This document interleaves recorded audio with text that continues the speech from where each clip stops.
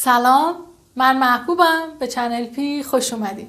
خیلی ممنون که کانال ما و ویدیوی ما رو انتخاب کردین برای دیدن. یکی دیگه از درسای ریاضی دهم انسانی و تو این جلسه میخوایم در مورد نمودار تابع خط صحبت کنیم. تابع خط منظورم چیه؟ همون معادله خطه، چون معادلات خط همشون یک تابع خواهند بود. چرا؟ به خاطر اینکه همشون به صورت y مساوی با ax به علاوه b هستن که خب نمایش همه اینها به صورت یه چنین خطی یا این خط یا به صورت این خط یا این خط، ببینید همشون به صورت یک خط خواهند بود یا مثلا این خط و هر کدوم از اینا که رسم شده باشه و من یه خطی موازی با محور ایگرگ ها رسم کنم، این خطوط رو توی یک نقطه فقط قطع میکنن، حداقل توی یک نقطه قطع میکنن. پس این معادله خط که در واقع روی صفحه مختصات نماد به شکل یک خط دیده میشه، این ویژگی تابع بودن رو دارن. پس بنابراین من میتونم به این معادلات خط بگم تابع خط، یک تابع خط. خب اما رسم کردن یک تابع خط رو ما توی کلاس نهم یاد گرفتیم، درسته؟ یعنی اگر من یه ضابطه‌ای داشته باشم یا به عبارتی اینجا دیگه میدونم که این ضابطه تابعم هست، اما اگر تابعی داشته باشم به این شکل ax به علاوه b، میتونم اون رو روی صفحه مختصات رسمش بکنم. یعنی چی؟ یعنی میتونم نقطه هایی رو به دست بیارم و اون نقطه ها رو بیام روی صفحه مختصات پیدا کنم و این نقاط رو به هم وصل کنم تا ترسیم اون معادله خط یا اون تابع خط رو ببینم.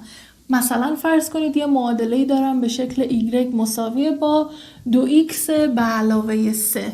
خب میتونم بیام به جای x ها که ورودی ها هستن یا متغیرهای مستقل هستن چند تا عدد دلخواه بذارم، ولی 2 تا هم کافیه. برای رسم یک خط 2 تا نقطه کافیه. مثلا یه دونه رو x شو میذارم 0، به جای x بذارم 0 میشه 3، y به دست میاد 3. یه دونه هم مثلا x شو میذارم 1 میشه 2 به علاوه 3 میشه 5. یه دونه هم x شو میذارم به فرض -1 میشه -2 به علاوه 3 میشه -1. حالا روی یک صفحه مختصات این نقاط رو پیدا میکنم، 0 و 3 یعنی xش 0 و yش -3، 1 و 5 یعنی xش 0 و y 5، xش 1 و y 5 میشه 1 2 3 4 5 یعنی اینجا، و -1 و 1 xش -1 باشه و y هم 1.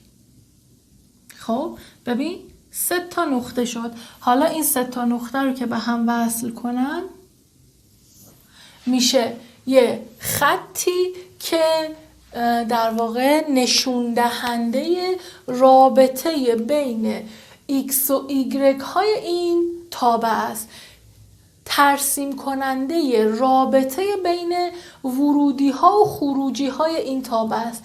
یعنی فرض کن اگر شما یک کارخونه ای داری که این ضابطش هست، یعنی هر ورودی رو که بگیره 2 برابر میکنه به علاوه 3 میکنه و به عنوان خروجی تحویل میده، این رابطه بین ورودی و خروجی رو بخوایم ترسیم کنیم روی صفحه مختصات، این میشه شکلش، درست؟ خب اما ببینین این چیزیه که شما بلد بودید، یعنی میتونستید که با نقطه پیدا کردن از توی یک معادله خط نقاط مختصاتی پیدا کنید، برید رسمش کنید.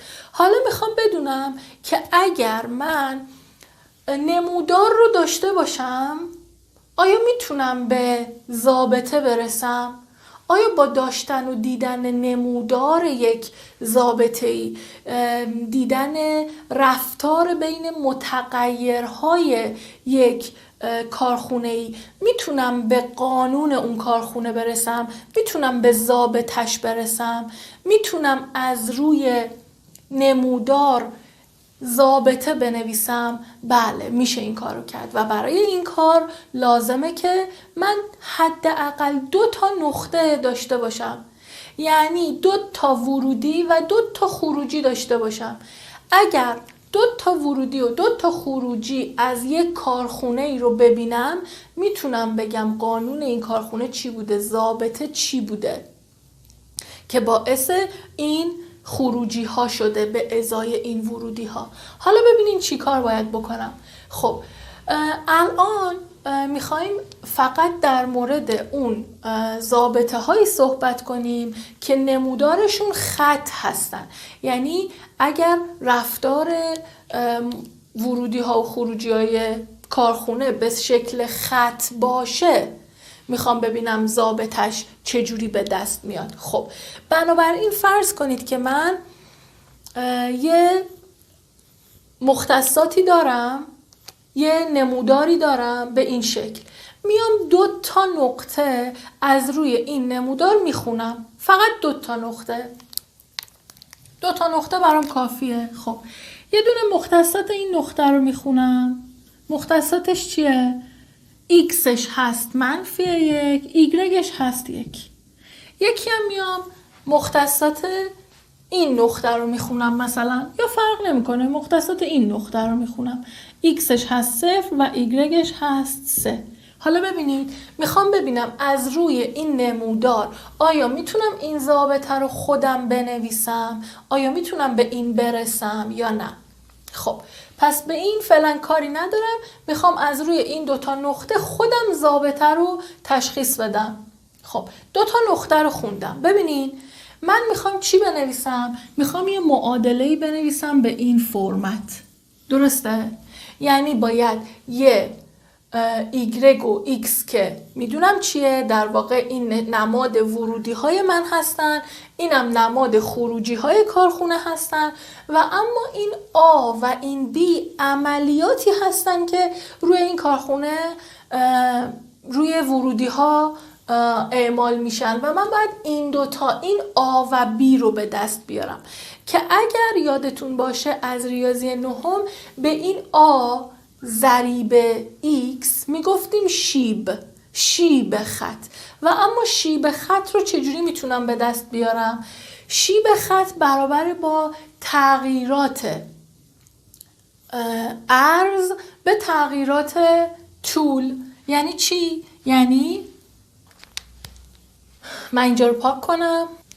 خب پس بنابراین من یه نقطه‌ای دارم به اسم آ، حالا اسمشو میذارم آ، که مختصاتش چیه؟ -1 و 1 و یه نقطه‌ای هم دارم به اسم B که مختصاتش چیه؟ 0 و 3.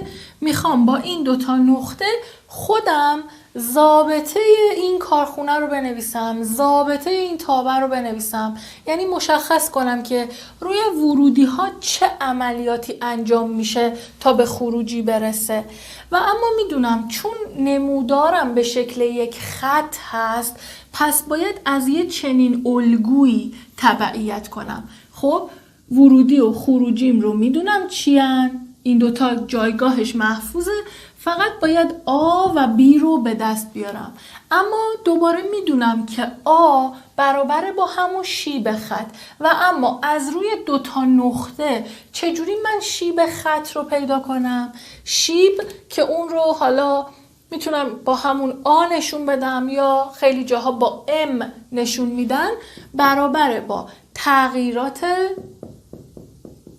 ایگرگ به تغییرات طول. این تغییرات ایگرگ یا تغییرات عرض یا همون ایگرگ به تغییرات طول یا همون ایکس یعنی چی؟ یعنی از نقطه آ به بی ایگرگ چقدر تغییر کرده؟ از 1 رسیده به 3. خب پس آ برابر با ایگرگ B منهای YA تقسیم بر XB منهای XA. این میشه فرمول شیب که الان در مورد این مثال YB چیه 3، YA چیه 1، XB چیه 0، XA چیه -1. بچه ها ببینین یه نکته‌ای که توی این فرمول به دست آوردن شیب خیلی مهمه اینه که اگر شما برای به دست آوردن تغییرات ارز این نقطه رو منهای این نقطه کردین، حتما برای تغییرات طول به دست آوردن هم باید طول اینو منهای این کنین. و اگر برعکس توی صورت انجام دادید، یعنی برای تغییرات ارز توی صورت نوشتید این ارز منهای این ارز، یعنی YA منهای YB، توی مخرج حتما باید بنویسید XA اول منهای XB. پس این ترتیب توی صورت و مخرج باید یک جور باشه. YB منهای YA، پایینم XB منهای XA. و اگر توی صورت ترتیبش عوض شده بود، توی مخرج هم باید عوض بشه، باید به همون ترتیب باشه. اگه اینجا نوشیم YA منهای YB، توی مخرج هم باید بنویسید XA منهای XB. خب پس خیلی به این دقت کنید که دارید به چه ترتیبی تغییرات تو ارز به تغییرات طول رو به دست میارید. خب جواب این چی میشه؟ 3 منهای 1 میشه 2، پایینم که میشه 0 منهای -1 میشه 0 به علاوه 1 که میشه 1 و میشه 2. ببین پس آ برابر شد با 2. آ همون شیبه و من شیب رو از تغییرات ارز به تغییرات طول به دست آوردم 2. پس تا اینجا تا الان این معادله من یه قدم کامل شد. معادله اون خط رو که اومدم بنویسم تا الان شده Y مساویه با 2X به علاوه. حالا باید ببینم اون نقطه که در واقع ارز از مبدأ هست چیه. خب اونو چجوری به دست بیارم؟ کافیه که اینجا توی این معادله‌ای که تا الان به دست آوردم یک کدوم از این نقاط رو بیام جایگذاری کنم. خب یعنی به جای xش بذارم -1، به جای یش هم بذارم 1 و این b اینجا مجهوله دیگه. یه معادله ساده حل میکنم، مجهول رو به دست میارم. نگاه کنین میشه y مساویه با 2x به علاوه b. این b مجهولمه که میخوام به دست بیارم. حالا چه نقطه ای رو میخوام جایگذاری کنم؟ هر نقطه‌ای که دلم بخواد، یک کدوم از این دوتا. حالا مثلا من میخوام -1 و 1 رو جایگذاری کنم. به جای y میذارم 1، به جای x میذارم -1 و میخوام ببینم b برابر با چیه. میشه 1 مساویه با -2 به علاوه b. خب این معادله ساده طرفین به علاوه 2 بشه، میشه 1 به علاوه 2 مساویه با b و b به دست میاد 3. پس اون b هم به دست اومد و نهایتا معادله خط رو تونستم بنویسم 2x به علاوه 3. ببین چی شد؟ من رفتار بین ورودی ها و خروجی های یک کارخونه رو داشتم که به صورت یک خط شده بود. از روی این خط 2 تا نقطه رو فقط خوندم، مختصات 2 تا نقطه رو که به دست آوردم تونستم بیام خودم معادلش رو بنویسم که قدم اول اینه که با این 2 تا نقطه ضریب x رو پیدا کنم که ضریب x همون شیب خط هست و فرمولش هم اینه. و بعد که معادله رو به اینجا رسوندم، برای به دست آوردن ارز از مبدأ کافیه یک کدوم از این 2 تا نقطه رو توی این جایگذاری کنم و این مجهول رو به دست بیارم و بعد وقتی که به دست اومد حالا بیام جایگذاری کنم و ضابطه کامل رو به دست بیارم. ببین دقیقاً همونی که باید بهش میرسیدم همونه. حالا اینجا من ضابطه این خط رو هم داشتم تا نهایتاً بهتون ثابت بشه که این چیزی که به دست آوردیم کاملا درسته. پس من برای اینکه بتونم تشخیص بدم توی این کارخونه بین متغیرهای ورودی و خروجی داره چه اتفاقی میفته، یعنی روی ورودی ها داره چه عملیاتی انجام میشه تا به خروجی برسه، یعنی ضابطه رو بفهمم، قانون این کارخونه رو بفهمم، میتونم از روی 2 تا نقطه معادله خط بنویسم. چجوری؟ همینطوری که دیدین. حالا با این چیزی که یاد گرفتین بیاین با هم 2 تا مثال حل کنین. فرض کنید که میگه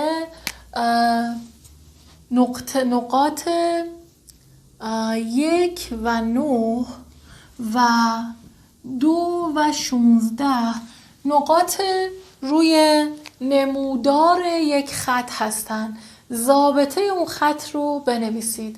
پس این 2 تا نقطه روی نمودار خطن. یعنی چی؟ یعنی این 2 تا نقاطی از خط هستن. پس توی معادله خط صدق میکنن. بچه‌ها ببینین یه وقت میتونه این 2 تا نقطه رو در واقع ورودی ها و خروجی ها هستن، درسته؟ یه وقت میتونه این شکلی به هم بده، یه وقت هم ممکنه بنویسه F1 برابر با 9 و F2 برابر با 16 نقاطی از یک تابع خط هستن. شما ضابطه این تابع رو بنویسین. ببینین هر 2 تاشون در واقع 2 تا خط خواسته به شما بده، 2 تا نقطه خواسته به شما بده. در واقع 2 تا نقطه از روی اون نمودارشون به شما داده. این چی میگه؟ میگه که F تابعیه که به ازای ورودی 1 خروجی 9 داده. پس یعنی چی؟ خواسته با این فرمت، با این نمایش به شما بگه که آقا 1 شما رو میبره به 9. در واقع خواسته مختصات 1 و 9 رو به شما بده. حالا به این شکل داده، با اون قیافه بهتون داده. یا گفته که F تابعیه که 2 رو میبره به 16، یعنی به ازای ورودی 2 خروجی 16 به شما میده. یعنی چی؟ یعنی اگر به صورت زوج مرتب بنویسی میشه این، اگر به صورت مختصات بخوای بنویسی میشه 2 و 16. خب پس هر 3 تای اینها در واقع یه چیز هستن، ولی نحوه نمایشش میبینی اینجا به صورت مختصاتیه، اینجا به صورت تابع داده و اینجا به صورت زوج مرتب داده. خب پس هر 3 تا فرمت رو بشناسید و بفهمید که هر 3 تای این فرمت ها رو وقتی دیدید چطوری میتونید از روش معادله خط بنویسید. یعنی چجوری به این y مساوی با ax به علاوه b برسم. خب برای رسیدن به این شیب میخوام. شیب رو باید به دست بیارم که شیبم میگه تغییرات عرض به تغییرات طول. خب اینجا تو این نمایش عرض میشه کدوم؟ عرض میشه خروجی ها، یعنی 9 منهای 16 یا 16 منهای 9. اینجا عرض میشه خروجی ها، اینجا عرض میشه این چیزایی که جای عرض نوشته شدن جای ایگرگ نوشته شدن. خب پس توی هر کدوم از این نمایش ها که به من داده باشه من میتونم اون نقاط مختصاتیم رو استخراج بکنم و شیب رو بنویسم. خب این نقطه رو میگیرم نقطه A، این نقطه رو میگیرم نقطه B. خب بعد حالا میگم که ایگرگ آ منهای ایگرگ B، پس یعنی 9 منهای 16. توی مخرجم میگم x آ منهای x B، یعنی 1 منهای 2.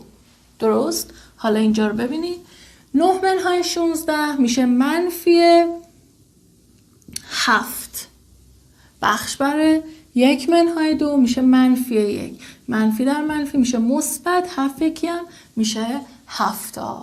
پس شیبو تا اینجا به دست آوردم 7. یعنی آ به دست اومد، ضریب x به دست اومد. پس تا الان معادله من یعنی ضابطه این تابع f شده 7x به علاوه b. حالا این b رو میخوام به دست بیارم. گفتم یک کدوم از نقاط رو جایگذاری میکنم. مثلا من الان دلم میخواد نقطه A رو جایگذاری بکنم. خب به جای y یعنی باید بذارم 9. پس تا اینجا y مساویه با 7x به علاوه b. نقطه 1 و 9 رو میخوام جایگذاری کنم. یش به جای y میذارم 9. 7 ضرب داره، به جای x میذارم 1 به علاوه b. این مجهول b رو میخوام به دست بیارم دیگه. میشه 7 به علاوه b میشه 9 منهای 7 مساویه با b، یعنی که b برابر با 2. درست؟ پس الان اون معادلم رو کامل میکنم. میشه y مساویه با 7x به علاوه b. چند به دست اومد دیگه؟ 2. پس این ضابطه اون کارخونه f بوده 7x به علاوه 2. یعنی میتونم بنویسم y رو میتونم بنویسم fx دیگه، یعنی تابعی بر حسب x. f ابتدای کلمه فانکشنه به همون معنی تابع. فانکشن x یا fx برابر با 7x به علاوه 2، یعنی هر ورودی رو 7 برابر میکنه به علاوه 2 میکنه و به عنوان خروجی تحویل میده. خب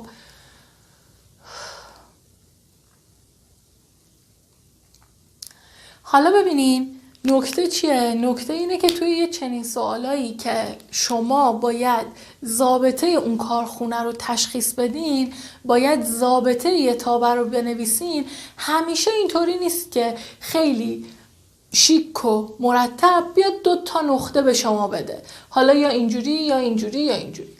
همیشه خیلی واضح به شما 2 تا نقطه رو نمیده. یه اطلاعاتی بهتون میده تا خودتون اون 2 تا نقطه رو حدس بزنید. مثلا میگه که نمودار این خط یا نمودار این تابع محور x ها رو در نقطه 2 قطع میکنه. خب این مهارت که چجوری از روی این جمله من باید مختصات نقطه رو بفهمم، خب این برمیگرده به کلاس 9 و تکرار و تمرینی که اونجا داشتید. اما چی گفتم؟ گفتم محور x ها رو در نقطه 2 قطع میکنه. ببین توی ذهنم تجسم میکنم که خلاصه این یه خطیه که محور x ها رو میخواد تو نقطه 2 قطع کنه. خب این نقطه رو به من داده، مختصات این نقطه رو بخون. طول این نقطه چیه؟ 2. عرضش چیه؟ 0. دیدین؟ از روی این جمله‌ای که به من گفته بود که نمودار تابع محور x ها رو در نقطه‌ای به طول 2 قطع میکنه، مختصاتش رو فهمیدم که یه نقطه‌ای دارم به مختصات 2 و 0. حالا فرض کن که میگه از مبدأ میگذرد. از مبدأ میگذرد، مبدأ یعنی اینجا. مختصات مبدأ چیه؟ 0 و 0. نموداری که از مبدأ میگذره یعنی نقطه 0 و 0 در اون صدق میکنه، یعنی یکی از نقاط اون نمودار 0 و 0. یکی از نقاطی که توی اون تابع خطی صدق میکنه 0 و 0. یا مثلا بهت میگه که نمودار این تابع محور y ها رو در نقطه -3 قطع میکنه. خب ببین مثلا فرض کن که یه خطی تصور میکنم که محور y ها رو تو نقطه -3 قطع کنه، مثلا یه چنین چیزی. خب این چی نشون میده؟ وقتی به من گفته که این نمودار تو این نقطه قطع میکنه، خب این نقطه رو بخون. مختصاتش چیه؟ طولش هست 0، ایگرگش هست -3. پس یعنی در واقع با این جمله خواسته یکی از نقاط نمودار رو بهت داده باشه، یه دونه از اون نقاط مختصاتی رو بهت داده باشه تا بهت کمک کنه که 2 تا نقطه داشته باشی و بتونی ضابطش رو بنویسی. خب با این راهنمایی هایی هم که کردم دیگه امیدوارم که بتونین سوالای کتاب رو خودتون حل کنین و متوجه شده باشین که چرا من لازم دارم یه وقتایی این کار رو انجام بدم. به خاطر اینکه یه وقتایی ورودی خروجی دارم، میخوام بدونم که تو این کارخونه چه کاری داره انجام میشه، ضابطه این کارخونه چیه. من اطلاعات دارم، یعنی واقعا توی یه مسئله توی دنیای واقعی اینو در نظر بگیرید که شما مدیر یه کارخونه هستین، میدونین مثلا به ازای چه تعداد محصول چه سودی دارید. تعداد محصول و سود 2 تا متغیر. خب بعد میبینید که خب به ازای 10 تا محصول این سودو دارم، به ازای 100 تا محصول این سودو دارم، به ازای 150 تا محصول این سود. حالا روی نمودار مختصاتی، نمودار روی صفحه مختصات نمودار رو کشیدین، میخواین رابطه بین تعداد محصول و سود رو به دست بیارید، ضابطه‌شو بفهمید. خب این ضابطه رو دیگه الان یاد گرفتم که چجوری میتونم بنویسم، به شرطی که البته نمودار این چیزی که توصیف کردم به صورت یک خط باشه، نموداری که کشیدین به صورت خط باشه، ضابطه‌اش با این روش میتونه به دست بیاد. خسته نباشین، بریم سراغ کتاب و حل سوالات کتاب که اگر براتون اشکالی باقی مونده برطرف بشه و خودتون دیگه بتونین خیلی مستقل و راحت تمرین ها رو حل کنین. خب بیایید حالا کار در کلاس صفحه 59 رو با هم حل کنیم. گفته که در یک تابع خطی F0 برابر با 2، F2 برابر با 3 هست. با توجه به معادله خط که در کتاب ریاضی نهم دیده اید، ابتدا M و سپس به کمک آن Fx رو مشخص و نمودار تابع رو رسم کنید. ابتدا M یعنی همون ضریب X. گفتم شیب یا با M نشون داده میشه یا با A نشون داده میشه، فرق نمیکنه. اگر معادله رو به شکل Y مساوی با AX به علاوه B در نظر بگیری، خب اینجا A شیب هست. اگرم به این صورت بنویسی MX به علاوه حالا B، H یا هر متغیر دیگه‌ای، باز اینجا M ضریب X شیب هست.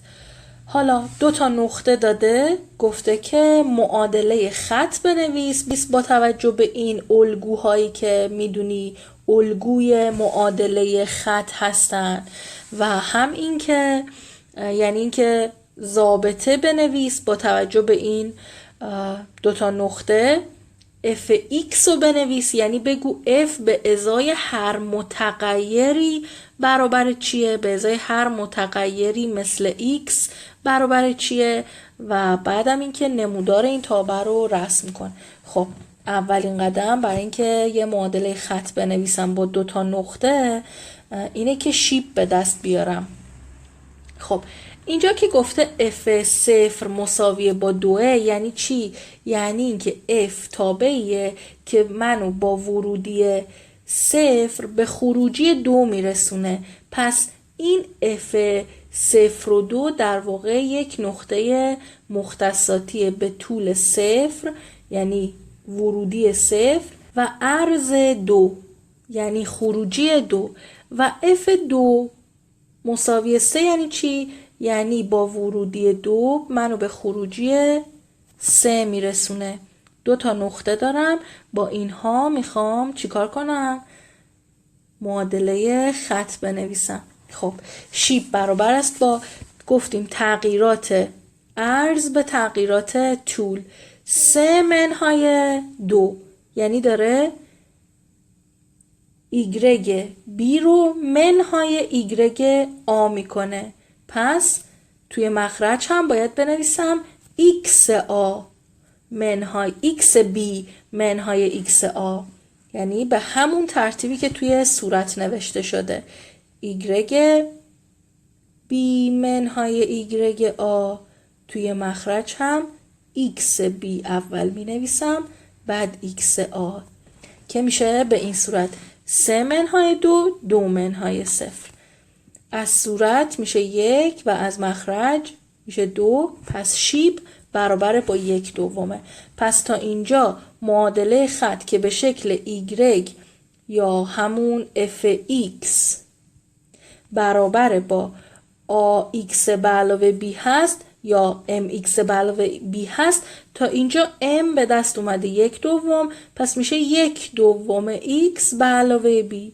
حالا این b رو میخوام ببینم چی میشه، که کافیه یکی از این نقطه ها رو قرار بدم در این چیزی که تا اینجا نوشتم. حالا اگر که نقطه 2 و 3 رو قرار بدم b به دست میاد. به جای y قرار میدم 3، به جای x هم قرار میدم 2. ببینم b چند به دست میاد. این 2 با این 2 ساده میشه، میشه 1. میشه 1 میره اون طرف، میشه 3 منهای 1 مساویه با b، یعنی 2 برابر با b. پس b شد 2. پس معادله خط به چه شکلی در میاد؟ به شکل 1/2 x به علاوه 2. درست؟ نگاه کن. حالا میخوام چک کنم ببینم آیا درسته یا نه. نقطه A رو میام جایگذاری میکنم. Xش رو وقتی جایگذاری کنم 0 رو به جای X قرار بدم، 0 ضرب در 1/2 میشه 0 به علاوه 2 میشه 2. پس Y باید بشه یا F0 باید بشه 2 که بله دقیقا همون 2 به دست اومد. حالا میمونه اون قسمتی که گفته نمودار تابع رو رسم کنید. خب من یک خط رو با داشتن 2 تا نقطه میتونم رسم کنم. نقطه اول 0 و 2 یعنی طولش 0 و عرضش 2 میشه اینجا. نقطه دوم 2 3 یعنی طولش 2 و عرضش 3 میشه اینجا. حالا این 2 تا نقطه رو که به هم وصل کنم میشه نمودار این تابع. درسته؟ بریم سراغ کار در کلاس بعدی. اما کار در کلاس بعدی گفته که جدول زیر رابطه بین عمق و دمای سنگ ها رو در زیر زمین نشون میده. X معرف عمق و Y معرف دما. یعنی حالا X بر حسب کیلومتر و Y بر حسب سانتیگراد. یعنی میگه وقتی که 2 کیلومتر زیر سطح زمین بری دمای سنگ های زیر زمین 75 سانتیگراده. اگر عمق رو بیشتر کنی یعنی بری پایین تر به عمق 4 کیلومتری زیر زمین برسی، دما میشه 185 سانتیگراد، یعنی دما بیشتر میشه و این یعنی هرچی به عمق زمین نزدیکتر بشی دما تغییر میکنه و بیشتر میشه. پس ببین یه رابطه‌ای وجود داره بین عمقی که شما از سطح زمین میری پایین تر و به دمایی که میرسی. خب حالا گفته اگر دمای سنگ ها یه تابع خطی باشه بر حسب عمق، یعنی دما که همون Y ها بودن یه تابع خطی باشه بر حسب عمق که همون X بود، ابتدا جدول زیر رو کامل کنید. به کمک اون تابع Y مساویه با fx رو مشخص کنید، یعنی ضابطه بین این x و y رو بگید و سپس تعیین کنید که در چه عمقی دما به 440 درجه میرسه. یعنی شما xت چند باشه یت برابر با 440، یعنی به ازای f به ازای چه xی برابر با 440 خواهد بود. خب قدم اول چی بود؟ این که میخوام ضابطه بنویسم، یعنی رابطه بین این x و y رو پیدا کنم که از اونجایی که گفته که یه تابع خطیه، پس میدونم که ضابطش یه چنین الگویی رو دنبال میکنه y مساویه با mx به علاوه h، چون که میبینین یه مدل معرف یه معادله خطه. خب برای نوشتن ضابطه با این ضابطه خطی یا یه تابع خطی 2 تا نقطه کفایت میکنه. الان اینجا هم که 2 تا نقطه رو بهم داده، گفته x2 باشه y 75، x4 باشه y 185. اولین قدم این که شیب خط رو به دست بیارم. خب شیب خط چی میشه؟ y2 منهای y1، پس m برابر با y دومی یعنی 185 منهای y اولی یعنی 75 تقسیم بر x دومی یعنی 4 منهای x اولی یعنی 2. خب 185 منهای 75 میشه 110 تقسیم بر 2 و اما 110 تقسیم بر 2 میشه 55. خب پس شیب به دست اومد 55. حالا میخوام چی به دست بیارم؟ چی بنویسم؟ معادله خط. تا اینجا معادله خط من y مساویه با fx برابر با چیه؟ برابر با 55x به علاوه h. اما من هنوز h رو ندارم. h رو چجوری بفهمم چیه؟ میتونم یکی از اون نقاط رو جایگزین کنم. کدوم نقطه رو میخوام جایگزین کنم؟ 2 و 75 رو جایگذاری میکنم اینجا. اون وقت چی میشه؟ میشه 75 مساویه با 55x که به جای x هم میخوام چی بذارم؟ 2 بذارم به علاوه h. 55 ضرب در 2 میشه 110. 75 منهای 110 برابر با h میشه منفی 35. پس h برابر شد با منفی 35. حالا معادله خط چی میشه؟ y مساویه با fx مساویه با 55x و منهای 35. درست؟ حالا پس معادله من این شد y مساویه با 55x منهای 35. سوال از من چی پرسیده بود؟ گفته بود که در چه عمقی دما به 440 میرسه. یعنی f چه xی میشه 440. یعنی میتونم تو این معادله به جای y قرار بدم 440 و ببینم x چند به دست میاد. خب میشه 440 به علاوه 35 مساویه با 55x که این میشه چی؟ میشه 475 مساویه با 55x.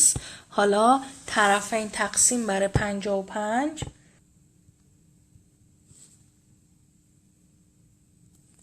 آنگاه x برابر با 8 ممیز 6 و خورده ای که تا یه رقم اعشار میشه همین 8 ممیز 6. و اما در ادامه جدول میگه f1 رو به دست بیارید. یعنی چی؟ یعنی توی این ضابطه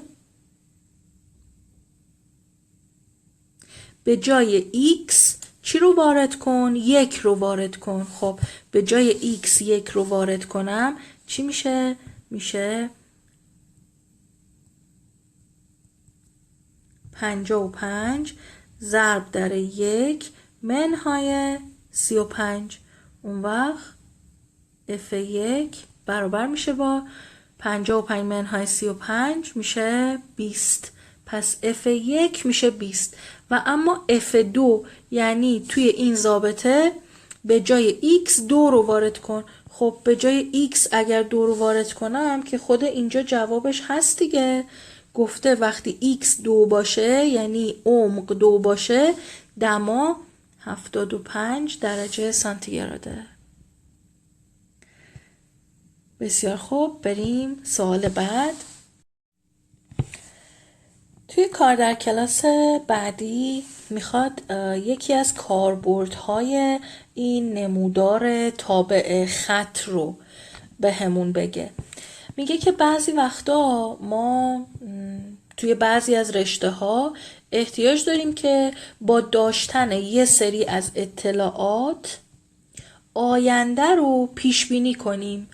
یکی از این موارد که نیاز به پیش بینی آینده داریم برنامه ریزی های اقتصادیه که بستگی داره به جمعیت در سالهای آینده. خب پس نیاز داریم که ما برای برنامه ریزی برای سالهای آینده بدونیم که چه جمعیتی خواهیم داشت و با توجه به اون جمعیت برنامه ریزی داشته باشیم. خب پس آیا من جمعیت سالهای بعد رو میتونم پیش بینی کنم؟ بله، یه روش هایی وجود داره که با توجه به اطلاعات گذشته، یعنی اینی که میدونم مثلا توی سالهای گذشته هر سالی چقدر جمعیت داشتم، هر سالی چقدر به جمعیت اضافه شده، با توجه به اطلاعات گذشته میتونم آینده رو حدوداً پیش بینی کنم. البته نه به طور دقیق، ولی خب قطعاً یه پیش بینی رو به نزدیکی خواهد بود. حالا یکی از این روش های پیش بینی مدل رشد خطی هست. این مدل الگویی از رشد جمعیت رو توصیف میکنه که در آن میزان جمعیت همچنان با نرخ فعلی خود تغییر میکنه. یعنی مثلا اگر که تا امروز جمعیت هر سال 1/2 برابر میشده، توی این مدل رشد خطی پیشبینی به این صورته که در سالهای آینده هم جمعیت مثلا همین 1/2 برابر میشه.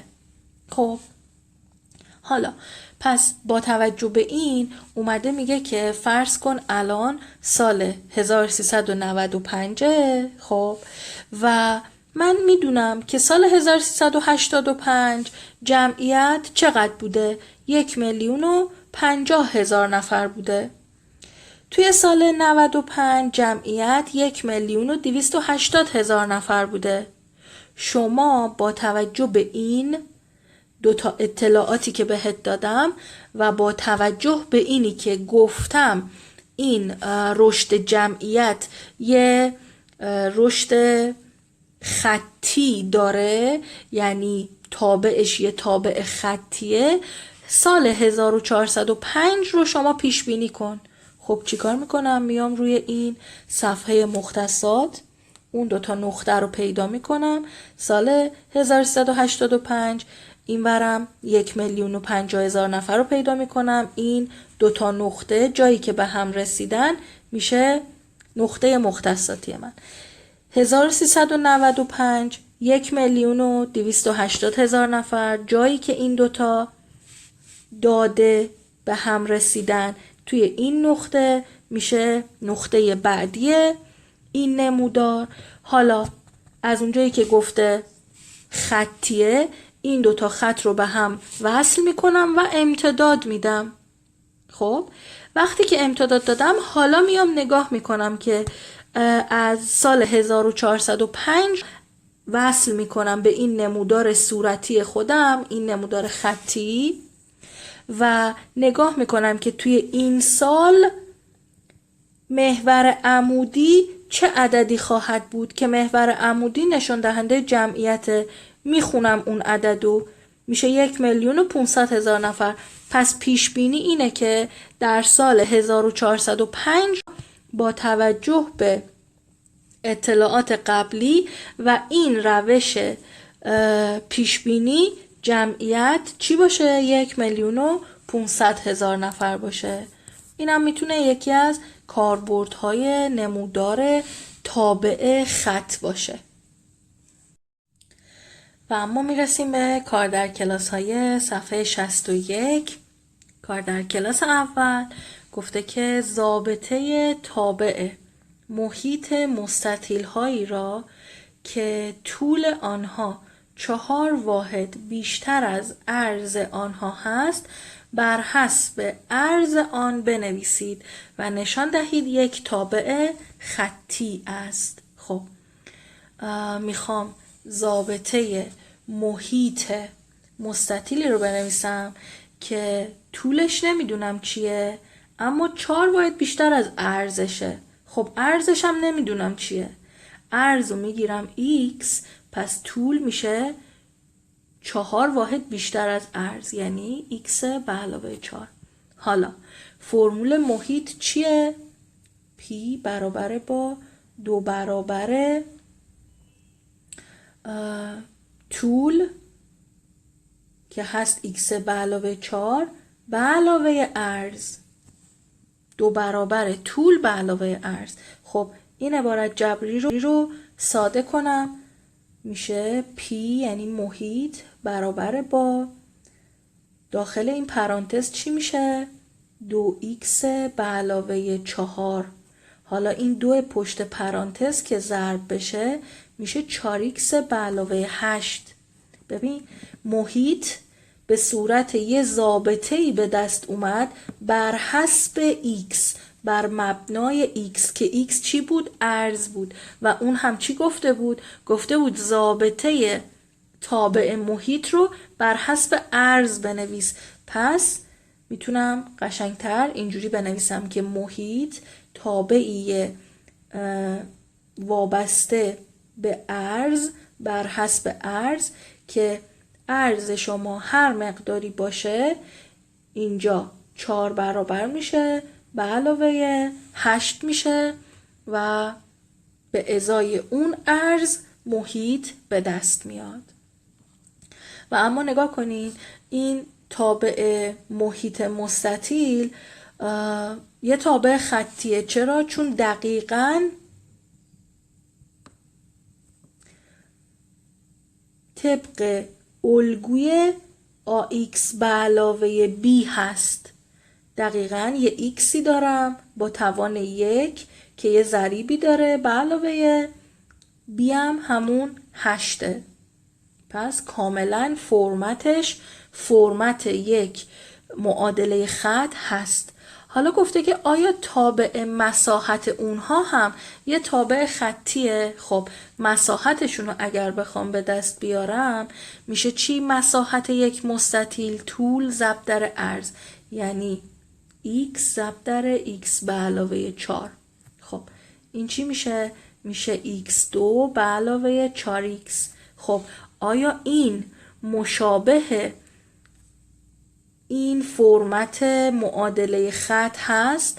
مثلا فرض کن بنویسم SX یعنی مساحت یه تابعی باشه بر حسب X بر حسب عرض که میاد اون عرض رو به توان 2 میرسونه به علاوه 4 برابر عرض میکنه.